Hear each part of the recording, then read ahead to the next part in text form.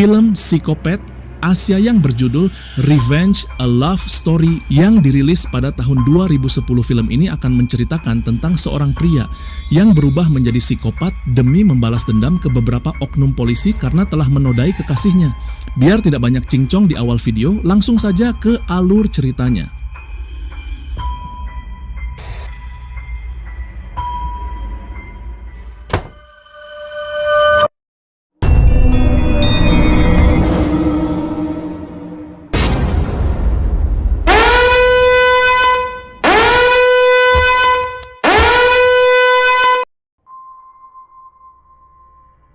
Film diawali dengan diperhatikan seorang wanita hamil yang baru pulang dari berbelanja. Tidak lama kemudian datang seorang pria bernama Ting Zai yang merupakan suami dari wanita hamil tersebut.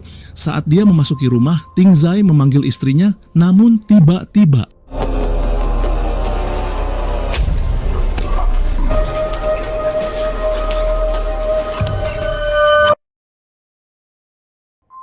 adegan kemudian beralih dengan diperlihatkan anggota kepolisian yang mendapatkan laporan dari warga sekitar Sungai Sanbui bahwa terdapat bau busuk dari air sungai tersebut. Tidak lama kemudian seorang penyelam menemukan sebuah kantong yang mencurigakan. Lalu kantong tersebut dibawa ke kantor polisi untuk diperiksa.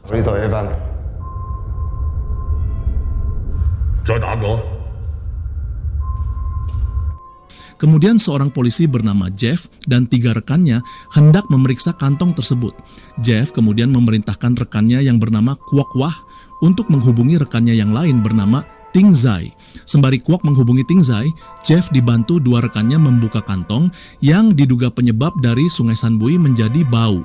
Dan saat kantong terbuka, mereka pun dibuat terkejut dikarenakan kantong itu berisi janin bayi. Tidak hanya itu, mereka juga menemukan tanda pengenal kepolisian milik Ting Zai. Sontak Jeff dan beberapa rekannya langsung bergegas pergi menuju ke rumah Ting Zai. Setibanya di sana, mereka kembali dibuat terkejut karena ternyata istri Ting Zai telah tewas dengan keadaan yang mengenaskan. Itu artinya janin yang mereka temukan di dalam kantong tersebut merupakan janin dari istrinya Ting Zai. Berita tentang kematian istri Ting Zai pun disiarkan di televisi lokal.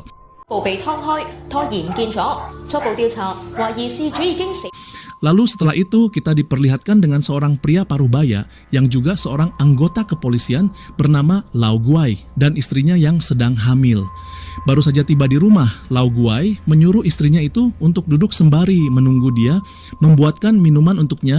Namun saat di dapur, Lau Guai mendengar suara dari ruang tengah dan ternyata Chan Kit telah berada di dalam rumahnya. Di sisi lain, Jeff dan Kwok masih mencoba untuk menghubungi Ting Zai, tapi tiba-tiba Kwok mendapat panggilan masuk dari Lau Guai. Akan tetapi di dalam telepon tersebut, Lau Guai tidak mengeluarkan suara sama sekali. Sedangkan Lau Guai yang sudah tidak berdaya lagi di kamar. Tanpa ampun Chan Kit merendam Lau Guai di bathtub dengan air panas, hingga akhirnya dia pun pindah alam.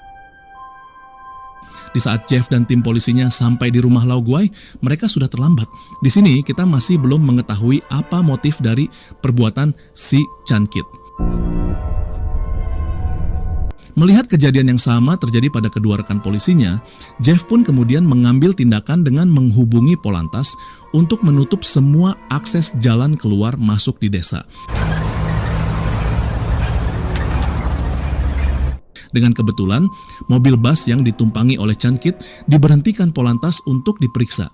Dan di saat Jeff dan Kwok datang, tanpa alasan yang jelas, Chun Kit menjadi panik. Dia pun berjalan keluar dari bus. Melihat hal itu, sontak membuat Jeff jadi curiga kepadanya. Lalu Jeff pun menyuruh Chun Kit untuk berhenti. Akan tetapi Chun Kit tidak mendengarkannya, dia tetap berusaha kabur, namun usahanya sia-sia. Pada akhirnya Chun Kit berhasil ditangkap dan dibawa ke kantor polisi.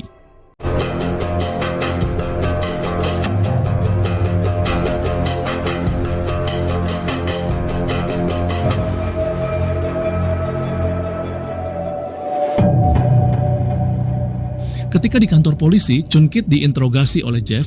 Tanpa alasan yang jelas, Jeff menekan polisinya. Tapi Chun Kit hanya menjawab balas dendam. Kwok seakan tidak puas dengan pernyataan dari Chun Kit. Kemudian dia pun menendang Chan dan menojos telinganya menggunakan besi.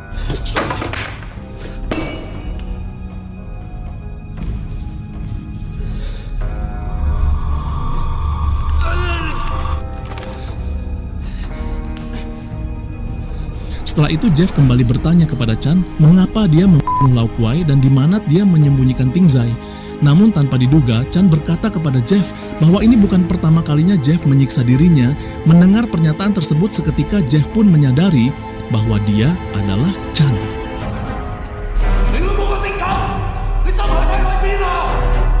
Di sini kita masih dibuat penasaran tentang perkataan Jeff dan Chan. Jangan skip videonya agar kalian tidak salah paham. Lanjut, lalu adegan pun berganti dengan diperlihatkan seorang wanita hamil bernama Cheng Wing yang sedang memasak. Seketika dia mendengar berita tentang kasus pembunuhan terhadap wanita hamil dan ternyata tersangka dari pembunuhan tersebut adalah Chan yang telah tertangkap. Lagi-lagi tanpa alasan yang jelas, Wing membakar foto dirinya bersama Chan. Setelah mengambil pisau tanpa diduga, dia pun menelpon kantor polisi. Kemudian dia melangkah menuju ke kamar mandi dan melakukan aborsi mandiri. Setelah itu, Wing pun membuang pisau yang dia gunakan. Hingga akhirnya di sini kita dibawa flashback ke beberapa bulan yang lalu yang akan menjawab semua rahasia tentang Chan dan juga Wing. Adegan diawali dengan diperlihatkan Cheng Wing yang hendak pergi ke sekolah dan diantar oleh neneknya. Sebelum ke sekolah, biasanya mereka selalu mampir ke toko tempat Chan bekerja untuk membeli bakpao. Dari sorot matanya, terlihat sepertinya Chan tertarik kepada Wing, bahkan di sela kesibukannya dia bekerja, Chan selalu menyempatkan dirinya melihat Wing di sekolah.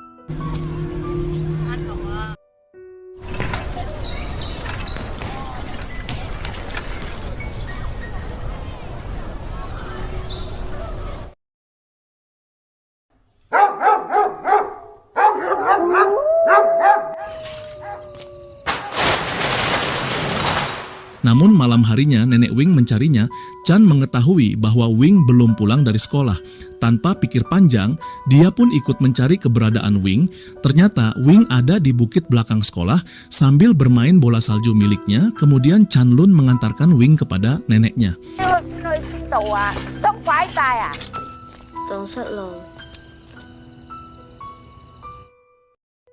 Singkat cerita, beberapa hari pun berlalu, Chan yang sudah mulai menyimpan rasa kepada Wing, dia pun menyisakan satu bakpao yang biasa dibeli oleh neneknya untuk si Wing. Namun karena Wing yang tidak kunjung datang, akhirnya dia pun memutuskan untuk memakan bakpao itu sendiri.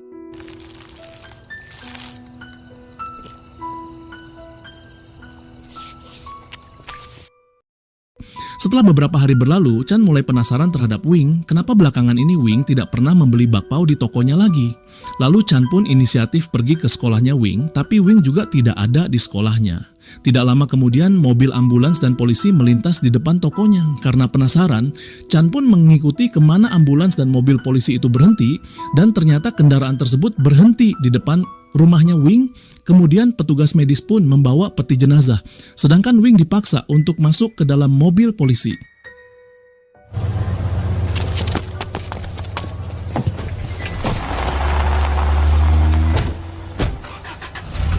Chan yang bingung dengan apa yang terjadi, dia pun mendapat jawaban dari seorang pengunjung tokonya bahwa nenek Wing telah meninggal 3 hari yang lalu.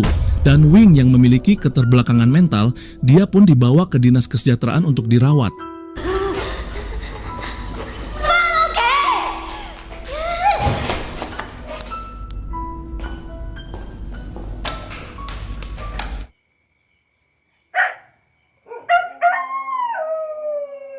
Singkat cerita, malam pun tiba. Chan membantu Wing untuk kabur dari dinas kesejahteraan tersebut. Chan yang ingin menghibur Wing, dia pun mengajak Wing ke bukit belakang sekolah untuk memberikannya kejutan. Mulai dari sanalah Chan Kit yang merasa bahwa Wing tidak memiliki siapa-siapa lagi. Dia pun berjanji untuk selalu menjaga Wing.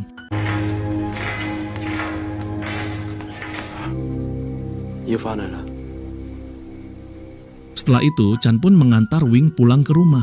Namun setibanya mereka di rumah Wing, ternyata rumah Wing telah disegel oleh polisi. Beruntung tetangganya yang seorang butterfly malam bernama Ling menawarkan kepada Wing dan Chan untuk menginap di rumahnya saja, karena kebetulan dia akan keluar untuk menemui klien.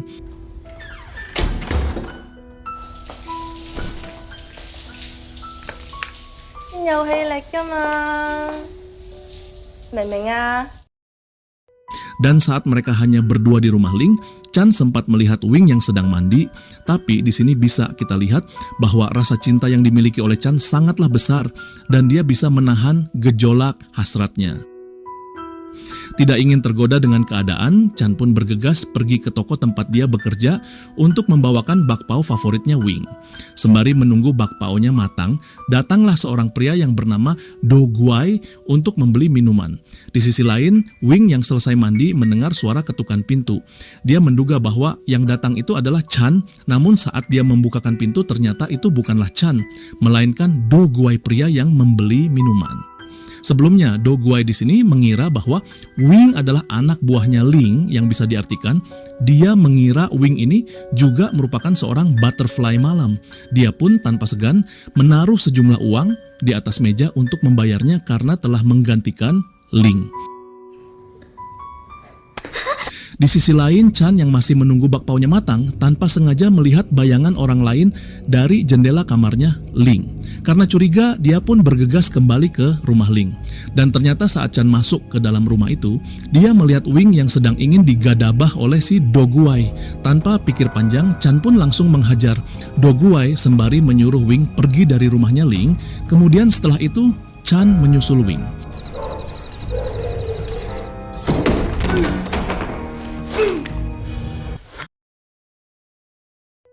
Lalu adegan pun berganti dengan diperlihatkan awal mula pertemuan antara Chan, Wing, dan anggota polisi di awal film. Kemudian Jeff menyuruh Kwok membawa Chan ke meja kerjanya Ting Zai. Sementara itu Ting Zai yang ingin menuju ke meja kerjanya dihadang oleh Lao Guai pria parubaya yang terlihat di awal film tadi. Di sini Lao Guai bertanya mengenai kasus yang sering dilaporkan oleh Chan bersama dengan Wing.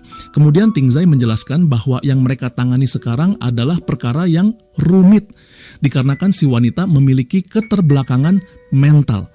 Lao Guai yang merupakan seniornya Ting Zai memiliki cara lain untuk menginterogasi Wing, dan di saat Wing memberitahu kepada Jeff dan Lao Guai tentang ciri-ciri dari pria yang melakukan ruda paksa terhadapnya, Jeff pun dibuat terkejut karena pria yang dimaksud merupakan ketua dari timnya.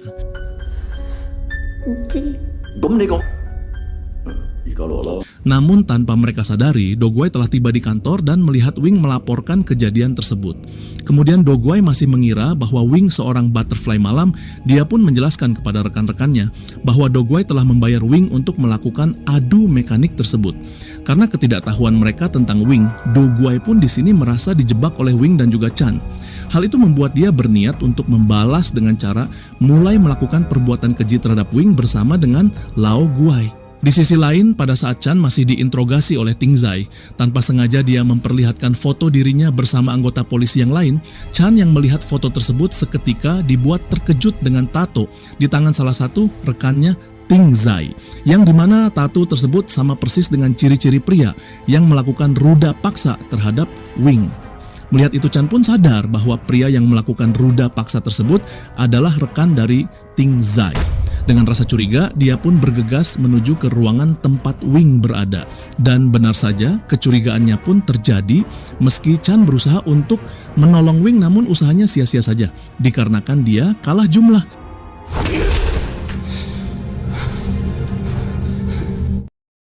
Kemudian Chan pun digantung di ruang sebelah interogasi untuk melihat para polisi tersebut bergilir melakukan menanam jagung terhadap Wing. Di sini kita bisa mengetahui saat pertama kali Chan disiksa oleh Jeff dan rekan-rekannya.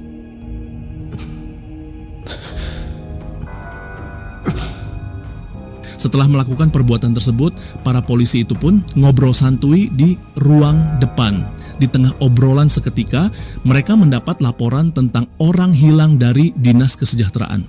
Sontak kabar itu pun membuat mereka terkejut karena orang yang hilang dari Dinas Kesejahteraan itu adalah Wing. Dia merupakan anak keterbelakangan mental yang sedang dalam masa perawatan. Para polisi itu pun kaget ketika mengetahui jika Wing bukanlah seorang butterfly malam. Namun karena tidak ingin perbuatan mereka diketahui oleh orang lain, mereka pun berencana untuk memutar balikan fakta dengan membuat pengakuan palsu bahwa Chan telah menyerang anggota polisi dan merupakan pelaku yang melakukan ruda paksa terhadap Wing. Untuk menguatkan rencana, mereka mengancam Wing untuk tidak berbicara kepada siapapun jika ingin Chan terbebas. Hingga akhirnya atas tuduhan tersebut, Chan pun dihukum penjara selama 6 bulan. 並搶奪我嘅配槍，決定將事主交入社署處理。居然有期徒刑。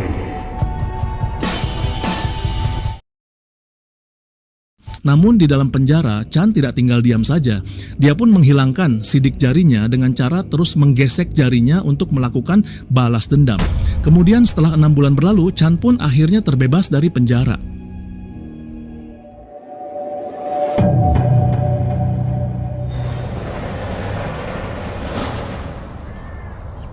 Sementara Wing telah menunggu Chan di pintu luar, Chan yang melihat keadaan Wing yang perutnya makin membesar akibat peristiwa yang dialaminya.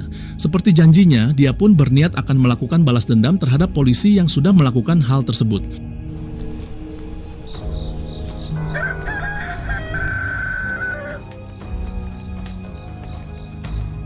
Di sini akhirnya kita mengetahui motif Chan melakukan pembunuhan terhadap Lau Guai dan Ting Jai beserta istri mereka di awal film tadi.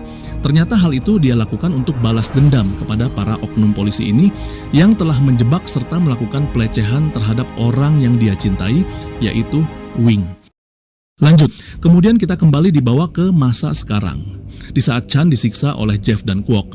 Namun pada saat Jeff ingin menembak mata Chan bersamaan dengan itu, atasan dari Jeff menyuruhnya berhenti untuk menyiksa Chan. Dikarenakan Chan bukanlah pelaku dari kasus pembunuhan terhadap wanita hamil, atasannya tersebut memberitahu karena di saat Chan dibawa ke kantor polisi, terdapat kasus yang sama pada daerah yang lain, di mana ada wanita hamil yang janinnya telah dikeluarkan secara paksa. Mendengar pembicaraan Jeff dan atasannya Chan pun menyadari bahwa wanita yang melakukan hal itu adalah Wing. Di sini akhirnya kita mengetahui bahwa yang dilakukan oleh Wing sebelumnya semata-mata untuk menolong Chan agar dia tidak dituduh sebagai pelaku, makanya dia melakukan aborsi mandiri. Jeff yang merasa curiga mendengar kabar tersebut, dia pun berinisiatif pergi ke rumah sakit untuk melihat kondisi wanita yang dimaksud atasannya. Namun sebelum pergi ke rumah sakit, Jeff menghubungi Do Guai untuk memberitahukan kepadanya bahwa Chan telah terbebas dan ingin balas dendam kepada mereka yang telah menjebaknya dan melakukan ruda paksa terhadap Wing. Setelah Jeff sampai di rumah sakit, dia pun menyadari bahwa Chan telah sampai lebih dulu ke sana untuk membawa Wing keluar dari ruang sakit. Lalu dia pun bergegas mencari keberadaan Chan, hingga di saat sampai di parkiran mobil rumah sakit, Jeff melihat Chan yang mengendarai mobil ambulans.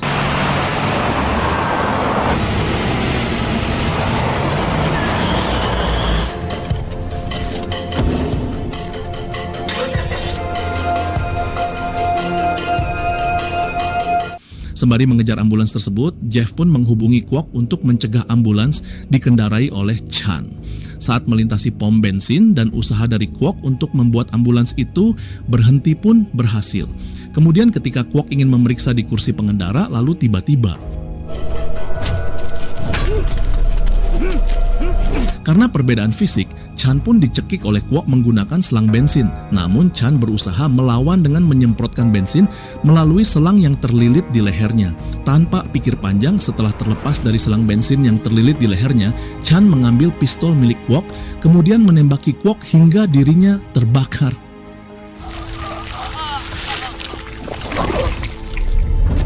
Setelah itu, dia berlari menuju padang rumput yang berada di dekat pom bensin. Akan tetapi tiba-tiba mobil yang dikendari Jeff melaju dengan kencang dan hampir menabraknya.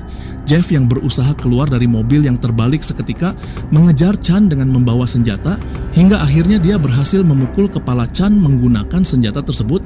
Meski Chan terus dipukuli oleh Jeff, dia tidak melakukan perlawanan, sampai ketika dia menemukan besi lalu menghantam kepala Jeff.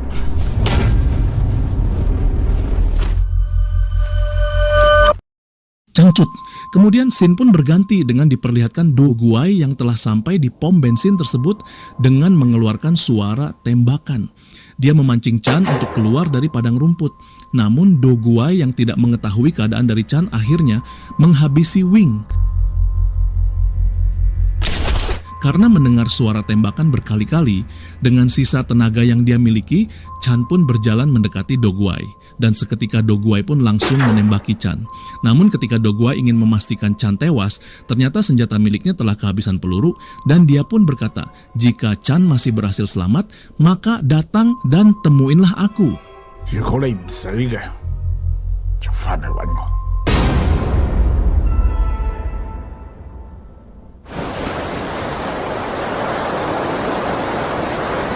Tanpa terasa 5 tahun berlalu sejak insiden tersebut. Kemudian kita diperlihatkan dengan Do Gwai yang sekarang menjabat sebagai Menteri Kehidupan. Sedang diwawancarai di salah satu stasiun TV. Tidak hanya menjadi menteri, Do Gwai juga menjadi seorang sukarelawan di pusat rehabilitasi di gereja untuk mengajari anak-anak di sana. Di sisi lain, Chan yang ternyata masih tuh hidup pasca kejadian sebelumnya, dia pun melihat Do Gwai yang ada di TV. Chan yang masih belum menuntaskan dendamnya, kemudian dia pun mengambil senjata yang telah dia simpan. Lalu setelah itu dia pergi menuju ke gereja tempat Do Gwai berada. Do Gwai yang telah mengalah dengan amarah dan kebenciannya itu, dia pun menyuguhkan segelas kopi untuk Chan. Namun beda halnya dengan Chan yang masih ingin menuntaskan dendamnya, dan dia pun menembak Do Gwai hingga pindah alam di depan mata anak-anak asuhnya. Lalu tanpa diduga,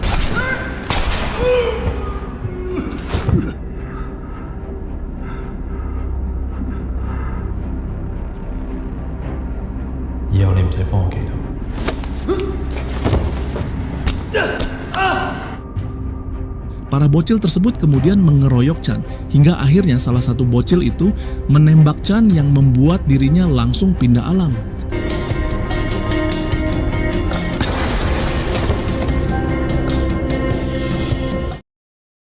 Kemudian adegan pun berganti dengan diperlihatkan Chan yang bertemu dengan Wing di alam yang lain. Terlihat mereka berdua pergi menuju ke arah bukit dan film pun tamat.